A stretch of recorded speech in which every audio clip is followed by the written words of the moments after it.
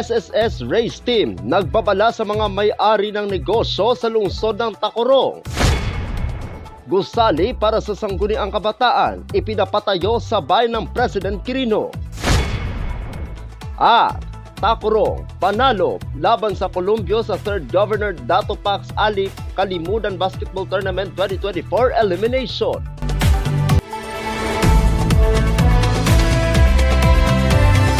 Yan ang ulo ng mga balita sa Sultan Kudarat Headliners.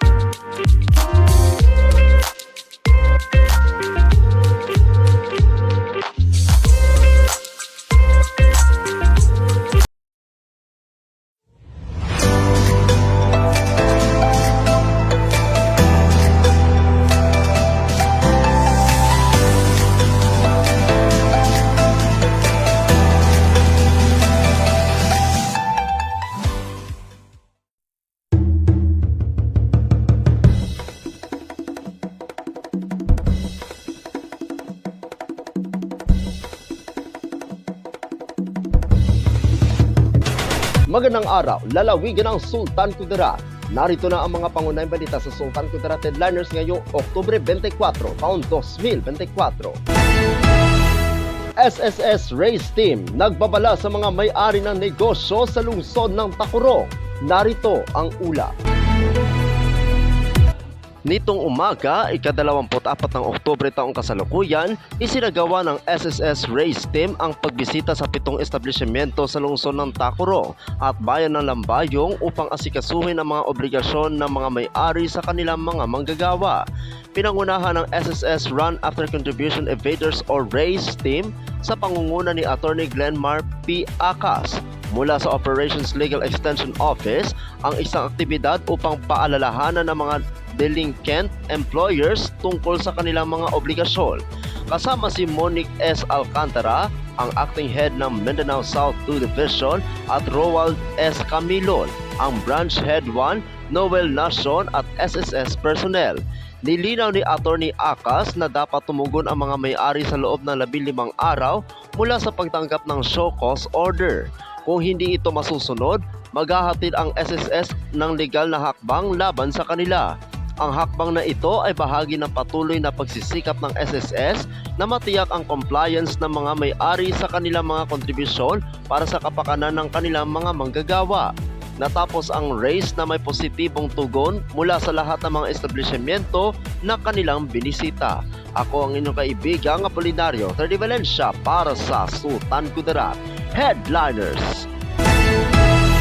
Gusali para sa sangguniang kabataan, ipinapatayo sa bayan ng President Quirino. Narito ang ulat. Binisita ni President Quirino Mayor Maria Catrina Florida Sandigan kasama si First Gentleman Jen Sandigan na kasalukuyang ginagawang SK Building na itinatayo para sa kapakanan at pag-unlad ng mga kabataang leader sa ilalim ng Sangguniang Kabataan o SK. Ang proyektong ito ay handog ni First District Representative ng Lalawigan, Representative Bayrihan Mangudadato sa Kaluran, na patuloy na nagpapamalas ng suporta sa mga kabataan at sa buong komunidad.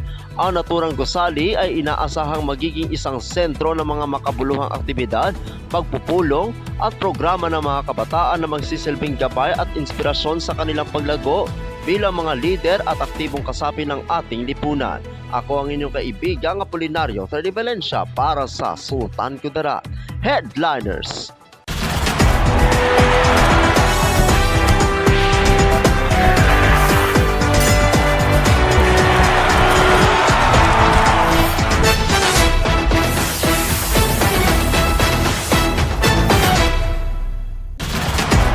Para sa uling balita, Tacurong, panalo laban sa Columbio sa 3rd Governor Dato Pax Ali Kalimudan Basketball Tournament 2024 Elimination.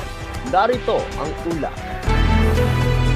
Sa ikatatlong laro ng Tacorong, muli itong nanalo laban sa Calamansig sa puntos na 79-75 na kung saan meron na itong tatlong panalo at walang talo. Sa first quarter, lamang ang Columbio sa puntos na 25-18. Pagdating ng second quarter, dito na humabol ang Tacorong sa puntos na 44-38. Maging sa third quarter, patuloy ang pagiging lamang ng Tacorong sa puntos na 61-54. At sa fourth quarter, hindi na nakabangon ang Columbio na tuluyan na itong tumapa sa Tacorong sa puntos na 79-75. Sa pagkapanalo ngayon ng Tacorong, nakapagtala na ito ng tatlong panalo at walang talo. Ang Columbio naman ay may dalawang panalo at may isa ng talo. Ang sunod na laro ng Tacorong ay bukas, ika-25 ng Oktubre na makakaharap nito ang Bagong Bayan sa ikatatlong laro. Tinanghal naman si Jean-Marc Magbanwa ng Tacorong bilang best player of the game. Ang Team Tacorong ay nasa ilalim ni na Coach Victor Prospero bilang coach, John-Marc Medel bilang assistant coach, at Yulko Lumbres bilang isa sa mga team official. Ako ang inyong kaibigang Apolinario Tony Valencia para sa Sultan Kudarat Headliners.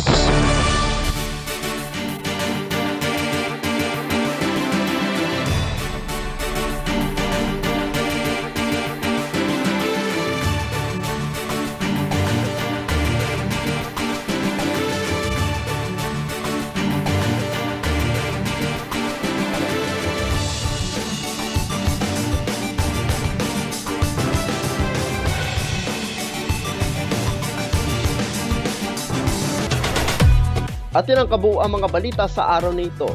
Mga balitang kailangan ninyong malaman, balitang walang kinakampihan, balitang totoo, balitang may dalang aral at inspirasyon. Ito ang Sultan Kudarat Headliners. Hanggang bukas, maraming salamat at magandang araw, kaibigan.